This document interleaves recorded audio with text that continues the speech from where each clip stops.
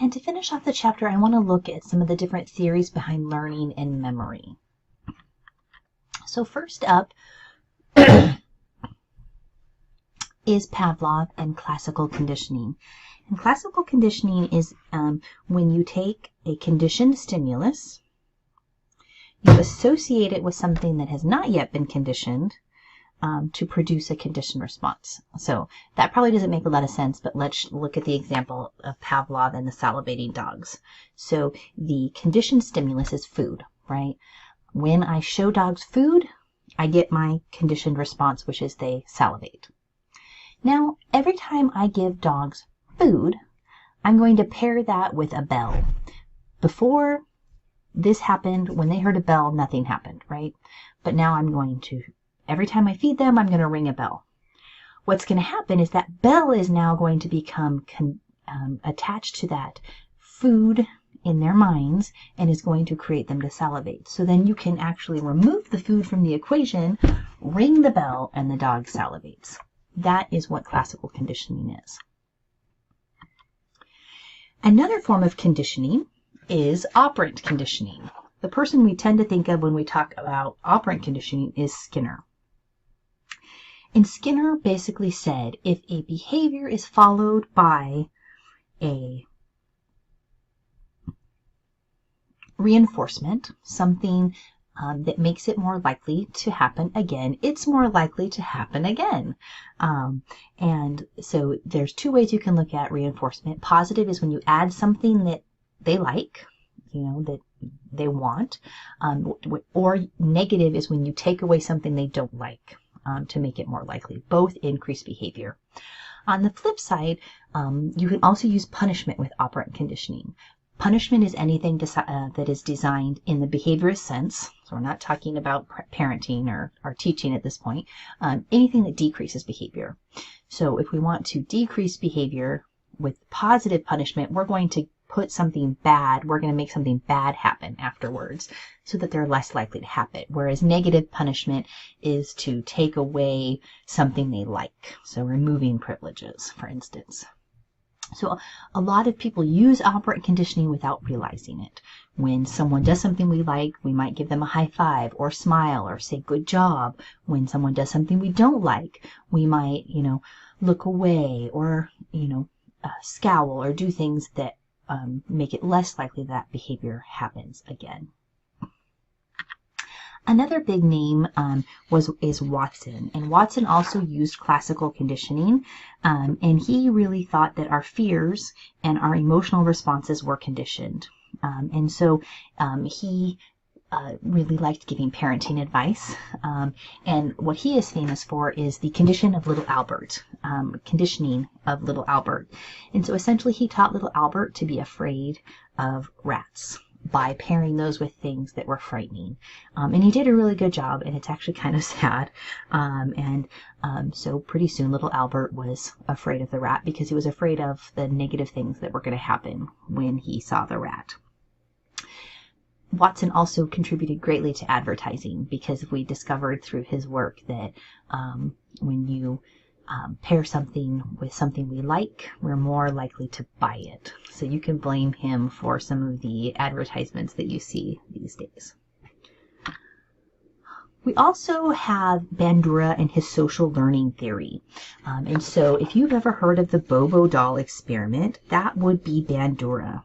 And he didn't believe that learning happened through conditioning, but he believed it happened through modeling and imitation. So in the experiment, children a group of children, there were two groups of children. One group saw an adult go into a room that had a bunch of different toys in it, one of which was an inflatable Bobo doll, and they did aggressive acts towards the doll. So you can see in the picture there's a woman, and she is punching and throwing and hitting and kicking the Bobo doll. Then they put the children into the room to see what would happen. And they had a group of children that did not see this video. They put the children in the room, and not surprisingly to anybody that's been around children probably, the children repeated the behaviors they saw them model. So if they saw the model beating on the Bobo doll, they engaged in the same behaviors. the group that did not see that did not engage in those behaviors, or at least not at the same rate.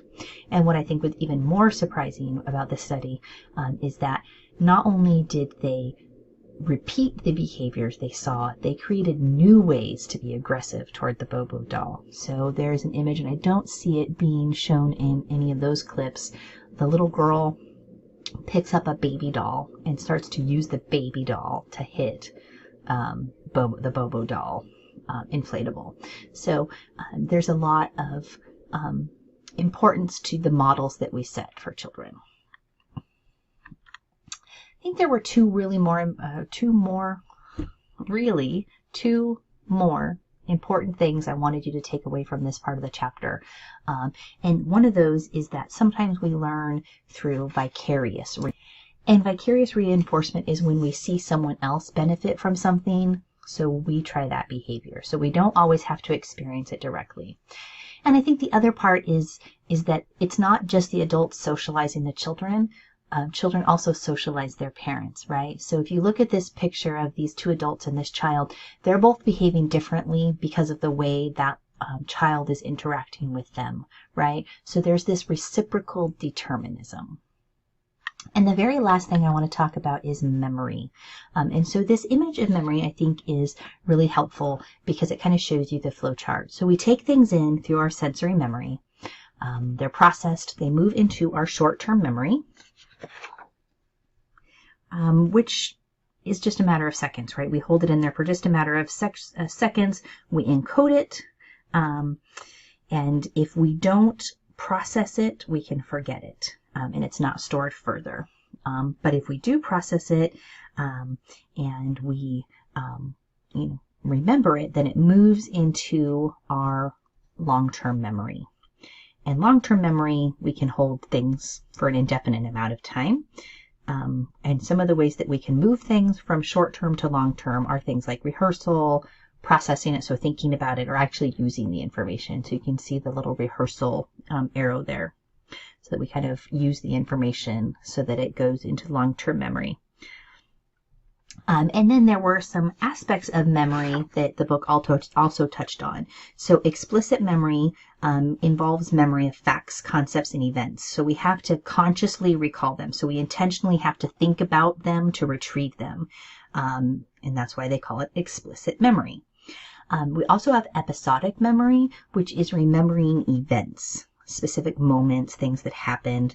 Often we feel certain sensory experience with those memories, something that we might have smelt or felt or seen. We have the emotional reaction. So, remembering a childhood vacation would be an episodic memory, for instance. And the last type of memory I want to touch on is implicit memory.